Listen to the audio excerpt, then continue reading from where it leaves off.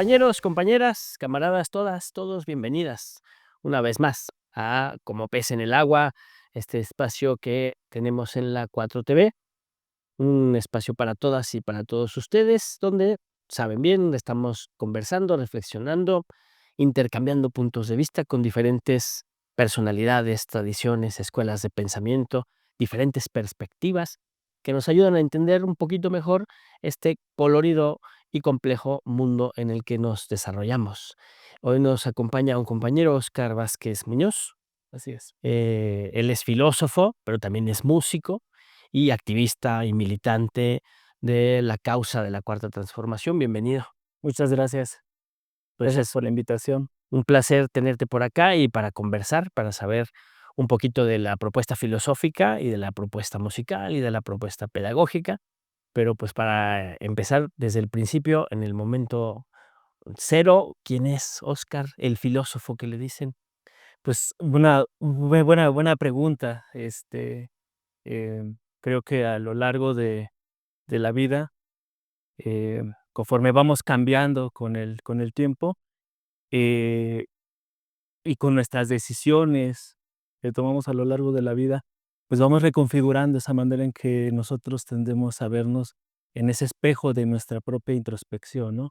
Creo que, en este momento, Óscar es alguien que ha reafirmado constantemente esta importancia de la militancia, esta importancia de difundir un poco de aportar un poco a la conciencia de los otros.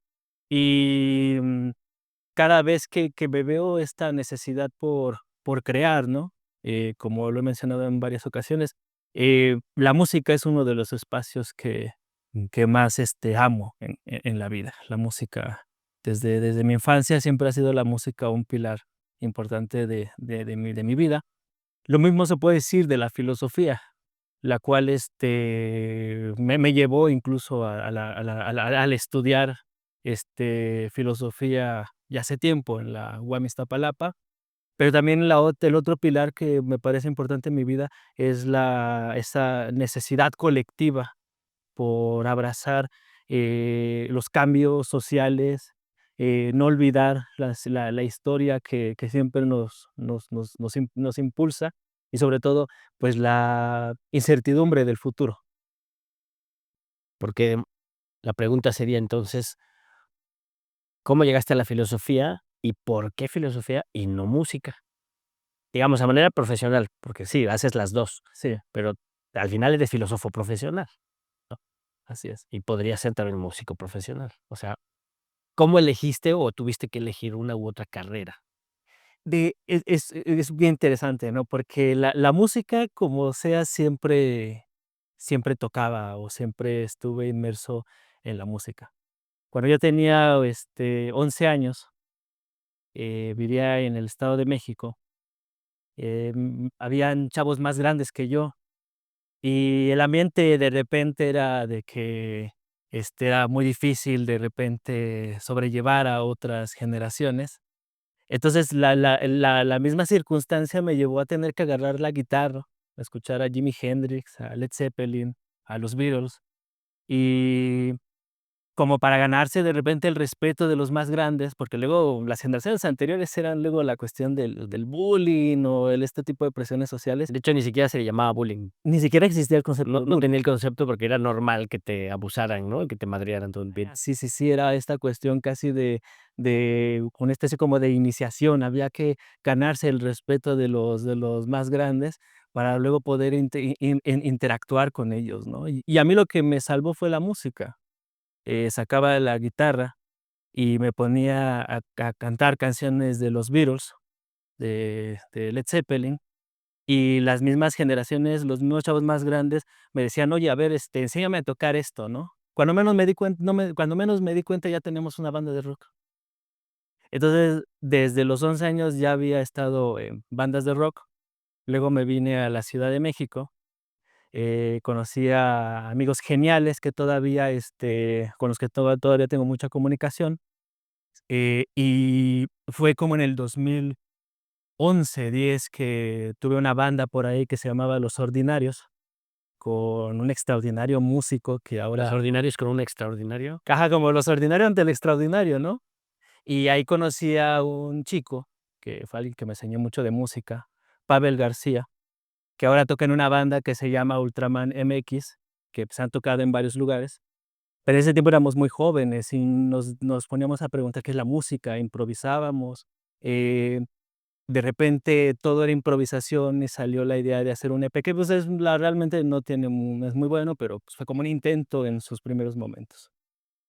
Más adelante regresó la necesidad por la música en el 2016, cuando toqué en una banda que se llamaba Mario Buda y Los Imposibles.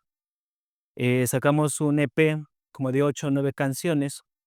Ya había una cuestión más de politización y por ahí hay 2 canciones que yo recuperaría en este momento. La primera es Mala Lengua, que Mala lengua. toca una idea más como anárquica, más, colectiva, y la otra es Invisible, porque, que tiene una idea más como, de esta cuestión de la utopía, la esperanza, pero también hablar de los desaparecidos a lo largo de la historia, ¿no? No, Plantear, por ejemplo, qué pasó con los del 68, qué pasó con las víctimas de la Guerra Sucia, y por eso es que al final la canción dice: "¿Dónde estás? ¿Dónde estás? ¿Dónde estás? ¿Dónde estás?". Bueno, el nombre ya Mario Buda hace referencia a un anarquista, Mario Buda, y luego Los Imposibles, ¿no? Como para hacer énfasis en esta idea de las utopías. sí. Que quizás nunca no me decidí por la música de manera profesional, estudiar música, porque el palomazo era muy común en todo el ambiente. Entonces, siempre había una guitarra y siempre, nunca faltaba el amigo, el compañero que decía: "Oye, vamos a improvisar algo", ¿no? Hay por ahí una lista de canciones que nunca saqué con algunos amigos.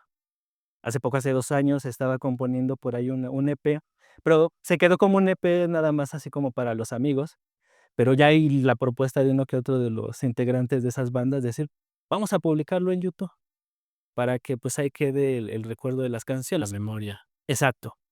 En el camino de la música, pues, he encontrado interesantes colectivos, en Regeneración, personajes como Héctor Sihuén, este, he visto el diálogo con otros músicos, y quizás ahí la pregunta constante y sonante de cuál es el sentido o cuál es los caminos que tiene hacer música o dedicarse a la creación en el siglo XXI, porque es evidente que el siglo XX, el siglo XXI tienen grandes diferencias. Y ahí es donde pondría ahora la parte filosófica. Quizás porque vi a la filosofía como algo menos accesible por la profundidad y por lo misterioso que en la juventud tienden a ser los autores, fue que me decidí por estudiar, filosofía. Ujú. Es una historia que le cuento mucho a mis alumnos, sobre todo porque, Eres docente. soy profesor, así es, de filosofía Muy bien, en y preparatoria. preparatoria, así En es. el Y colegio también de bachilleres. así es, también he dado clases a nivel universidad, más en el área de psicología. Estudié filosofía y también psicología, Sí. así es. Pero, voy a, centrarme ahorita en los de bachillerato, porque creo que ahí es donde he visto una gran cantidad de ideas. Cuando yo estudiaba en el bachilleres, había un gran estigma social en su momento. Sí, el basiquieres le decían. Bachilleres, exacto. Si ibas al colegio de bachilleres era porque ya no ibas a seguir estudiando, ya no tenías posibilidades para seguir estudiando. Mi generación creo que fue una generación que hizo un gran cambio, una gran transformación en ese estigma, porque de mi generación hubo compañeras, compañeros que después llegaron a la Universidad Autónoma de la Ciudad de México, y por ahí, un caso que me parece interesante fue la creación de la radio de la UASM, ¿no? Hubo varios, eh, chicos, chicas que vinieron de bachilleres, ¿no? En satélite recuerdo que varios, con dificultad lograron pasar el examen y se quedaron, por ejemplo, en Acatlán, en Zacatlán, ¿no? Tratamos de romper Tú con también eres de la FES Acatlán. no, yo soy de UAM Iztapalapa, Ah, no, pero psicología, psicología, FES Iztacala. FES Iztacal. Y yo me acuerdo que me escapaba del colegio de bachilleres y me iba donde a cuanto se pudiera a tomar clases de oyente. Habían 2 profesores a los que frecuentaba mucho como oyente en esos tiempos. Enrique Dussel, que lo seguía para todos lados, en donde diera un seminario, diera una clase. Tenía como 16, 15 años, me lanzaba a las clases a escuchar a Enrique Dussel. Y el otro que también me parecía un gran filósofo, al que hasta la fecha sigo leyendo, Luis Villoro. Luis Villoro de repente aparecía, alguna conferencia, y al final eso fue lo que me llevó a decidirme por estudiar filosofía. Em, es un ambiente que a mí me parece interesante, la de estas generaciones, porque fuimos una generación que tuvo todavía la oportunidad de ver estas grandes generaciones filosóficas del siglo XX. Ujú. José Porfirio Miranda, Enrique Dussel, Gabriel Vargas, Luis Villoro, Sánchez Vázquez. Sánchez Vázquez, por supuesto, que también es el gran filósofo de la praxis. Y tuvimos todavía la oportunidad de tenerlos en las clases. Creo que muchos en su momento no lo valoraron, pero creo que algunos ahora somos conscientes de que estábamos ante una gran coyuntura y que estas grandes generaciones nos estaban dejando una batuta. Ahora nosotros, ¿qué le tenemos que decir a las nuevas generaciones, no? ¿Qué le puedo decir a mi alumno que el día de mañana quiere estudiar filosofía y me pregunta, bueno, ¿cómo puedo hacerle para llegar a ser un gran filósofo, para poder estudiar filosofía? Pero si quieres estudiar filosofía, ya lo lograste. Ajá, exacto. Pero ¿cómo le haces para que se pregunte qué cosa es la filosofía? ¿Cómo defines la filosofía? La filosofía. Así hazte cuenta que estás en tu grupo de colegio de bachilleres y nos quieres decir qué es la filosofía, di. Creo que mucho se ha dicho de la filosofía como racionalidad, pero poco se ha dicho de filosofía desde la definición de filos. Y con eso quiero decir que esa gigantomaquia que se pretende el filósofo con la racionalidad tiene como cimiento las emociones, amor a la sabiduría. Y a lo largo de mi vida me he dado cuenta que la filosofía es un amor más que una pretensión racional. El amor a las preguntas, el amor a los conceptos, el amor a la vida. La vida se pregunta, la vida quiere ser, la vida no quiere morir.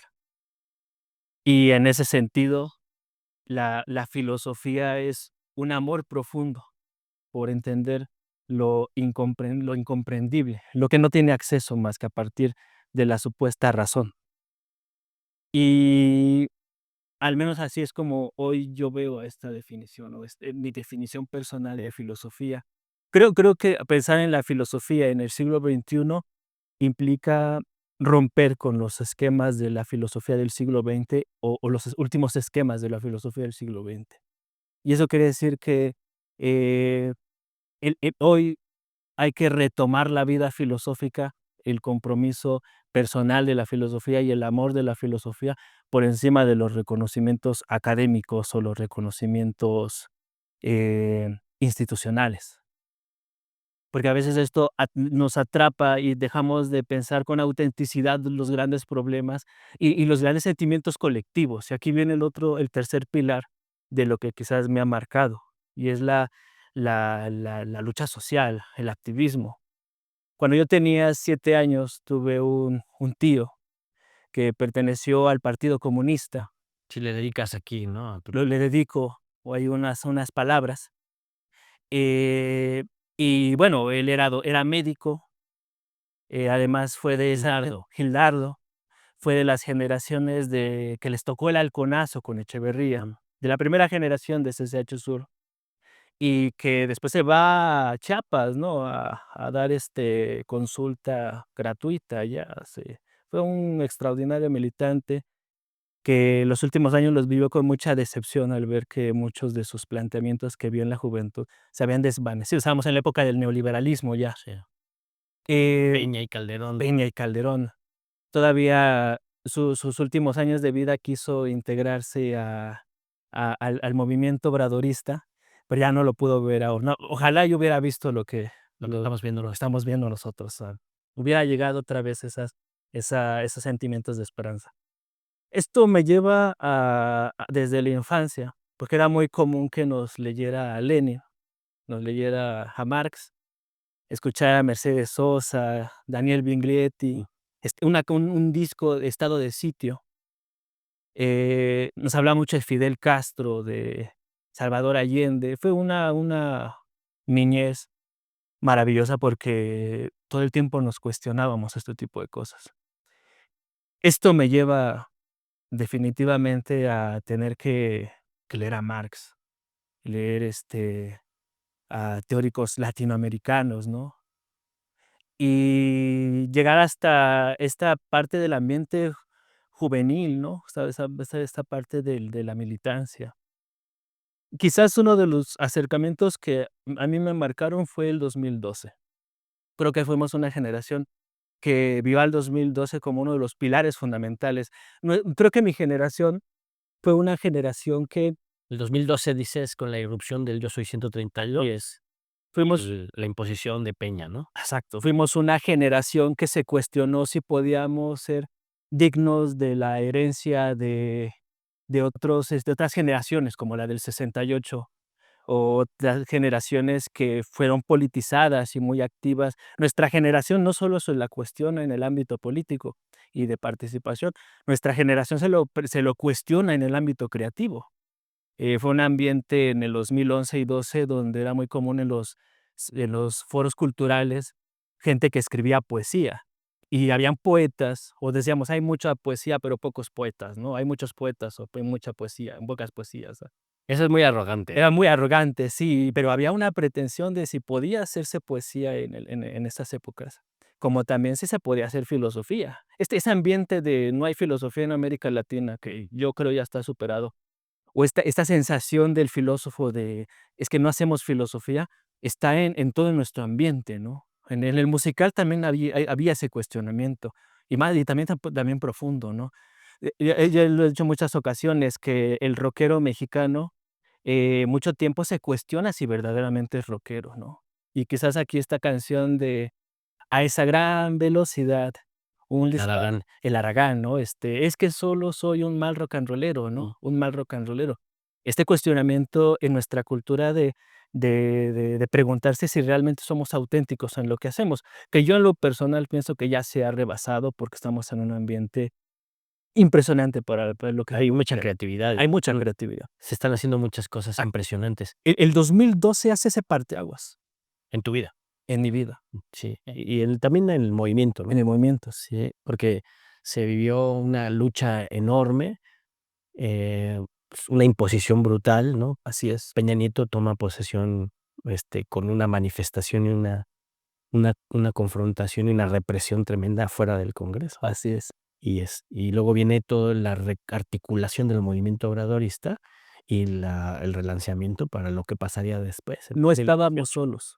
Exacto. El 2012 abre, del 2008 al 2012 se abre una brecha en el que no estábamos solos. Así como en México vivíamos un cuestionamiento a nuestro propio gobierno y a los movimientos sociales con respecto a mediados del siglo XX, esto también se estaba repitiendo en otros países de América Latina.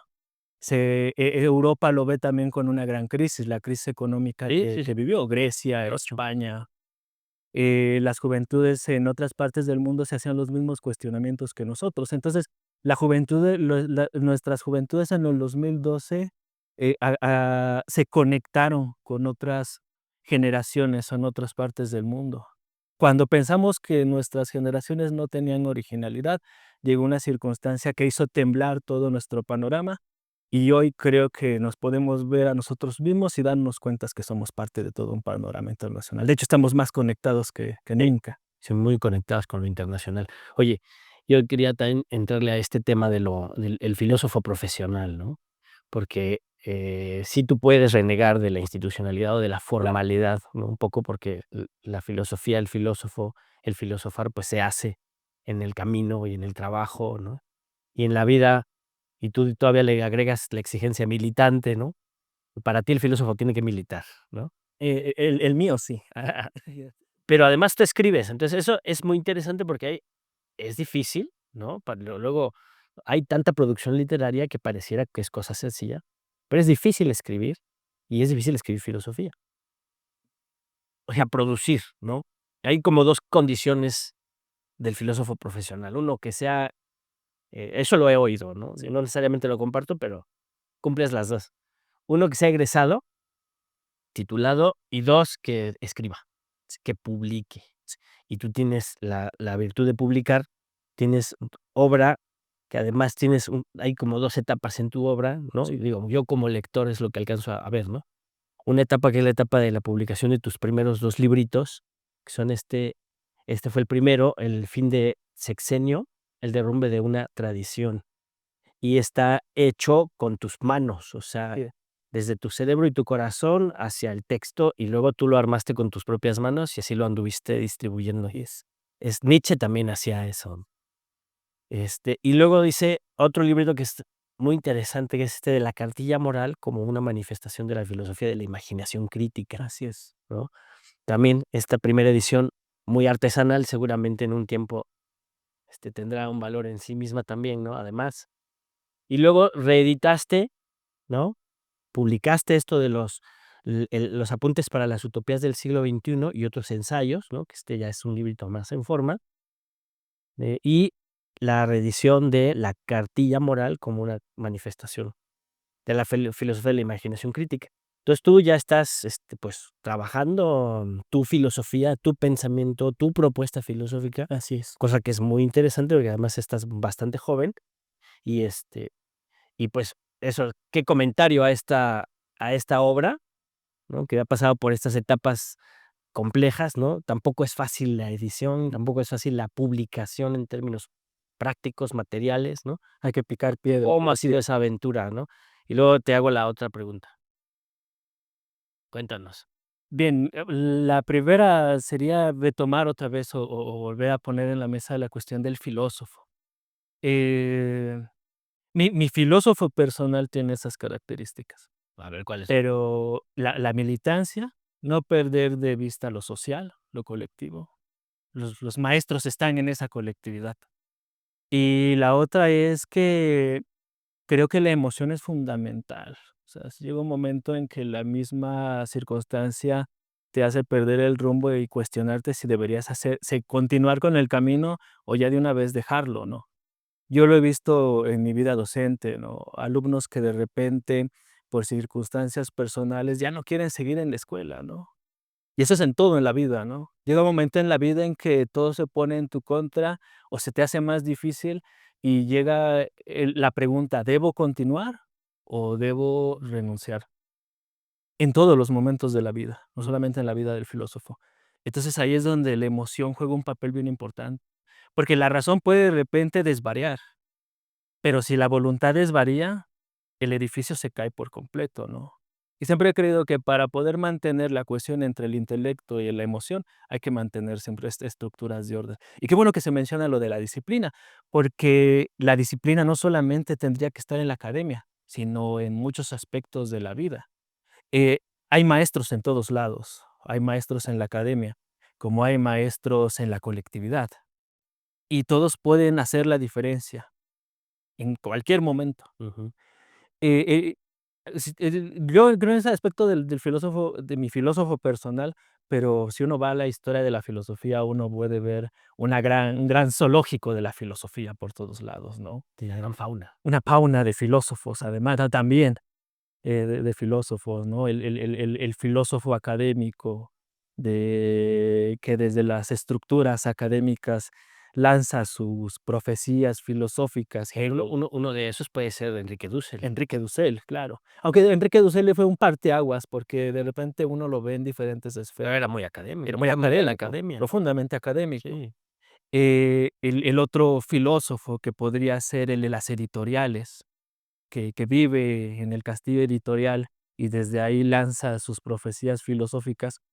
Y quizás el otro ámbito que a mí es el que más me gusta es el filósofo que desde lo populachero, desde lo ¿Quién? social. Marx me parece un Mm. ejemplo extraordinario. Sabes, ese cuate también se la pasaba metido en el escritorio ahí Y se la ve exacto, sí. en el Museo Británico. Es inevitable, hay que ir a buscar las fuentes. Engels era el que andaba con la clase obrera La y primera, entrevistando al proletariado, pero Marx estaba siempre ahí redactando y leyendo. redactando, porque claro, no hay que perder de vista la disciplina del filósofo. Por mucho corazón que se tenga, al final el corazón tiene que abrazar con profundidad la disciplina filosófica. Y no es fácil, ¿no? repente ves y, chin, ya una falta de ortografía, chin, 5 faltas de ortografía, chin, el argumento no me gustó. Ya hay que dar 3 pasos adelante y vuelvo a dar otros pasos atrás y volver, error, continuidad, error, continuidad, y de repente uno dice, bueno, el error es la madre del éxito, ¿no? Y hay que seguir. ¿Cómo transitas de los libros artesanales a las ediciones más en forma? Al principio no había muchas oportunidades. Había que tomar el papel con las propias manos y aprender a encuadernar. El primero es de hace 6 años, Exacto, 5, iniciando el sexenio de Andrés Manuel. sí es. Ya los últimos ya van tomando este prototipo lo encontré primero en la música, hace 10 años. Ujú. Hacer música independiente es un trabajo muy difícil. A veces me dicen, ¿no? ¿Qué es lo que se necesita para hacer una banda de rock? Y la mayoría se queda solamente en los covers y después crear las canciones. Pero no se dan cuenta que después de crear las canciones todavía tiene un largo proceso todavía de desarrollo para poder, difundir la música. Primero, elaborar el EP. Luego, ya que se terminan las canciones, hacer la caja de cartón y hacer, las imágenes, y de manera artesanal tener que repartir entre los amigos, o echar, el palomazo en el camión y ir llevando los discos, ¿no? Una vez que ya se tiene el EP, ahora buscar las redes sociales o los espacios de difusión y empezar a buscar los espacios para los toquines. Ese prototipo de la música fue lo que me ha permitido como que medio sondear cómo empezar ahora la parte como filósofo. Pero estudiar filosofía y terminar quizás la licenciatura en filosofía no es suficiente, No, pues un paso pequeño, un ¿no? paso pequeño, ¿no? Ahí viene el cuestionamiento si vas a continuar en la academia, en los posgrados, o quizás ahora tienes que hacerlo desde la docencia, o tienes que hacerlo desde otras perspectivas, ¿no?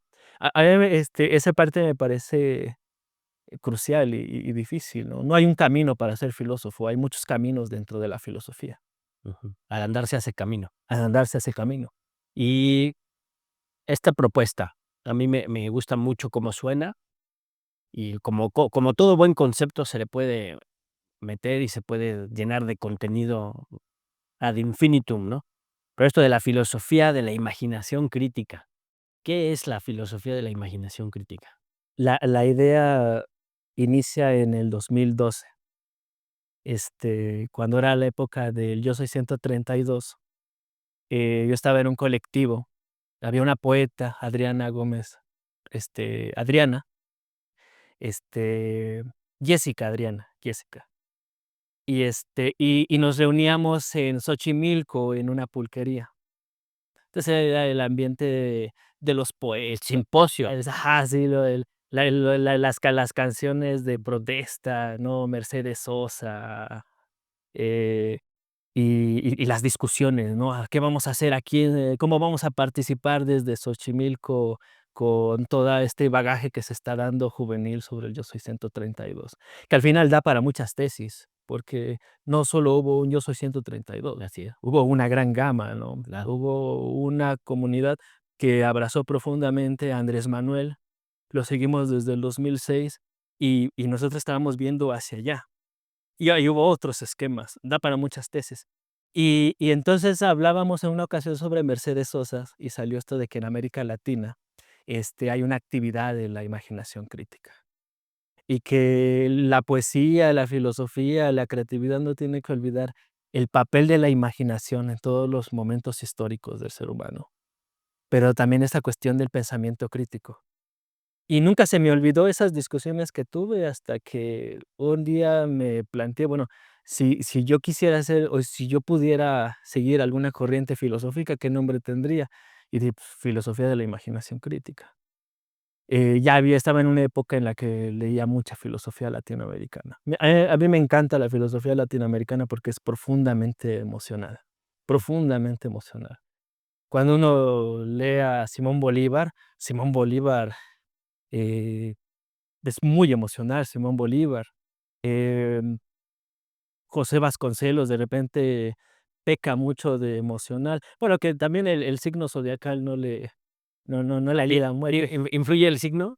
para el filósofo. Pues es paradójico porque hasta donde yo recuerdo es Piscis, ¿no? No sé, Es Piscis. no sé, yo solo sé que acabó siendo nazi, entonces La emoción me perdió, sí, sí, hay que tener cuidado con la porque emoción. sí, la emoción y la imaginación puede también hacerte llegar a lugares muy, muy brutales, ¿no? Cuando Goya dice: "Los sueños de la razón crean monstruos", olvidó decir: "Y también los de las emociones".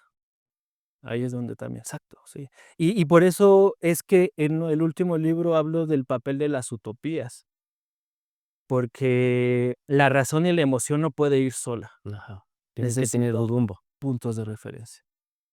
Y yo creo, a mí no me ha no, creo que no me ha fallado, espero que no, porque estoy apostando ahí todo. La colectividad es ese gran punto de referencia. La vida, la colectividad. El nosotros. El nosotros, exacto. El nosotros es lo que nos va a salvar.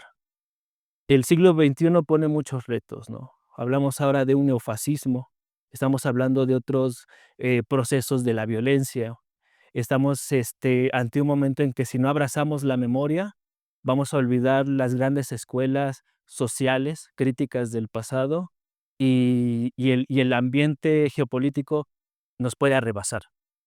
Estamos en tiempos de poscolonialismo, estamos en tiempos de la inteligencia artificial, que también es un tema de mucho debate, y también en tiempos en donde este problema del cuestionamiento de la ciencia también tiene que ponerse en el juicio crítico de la imaginación y la sociedad.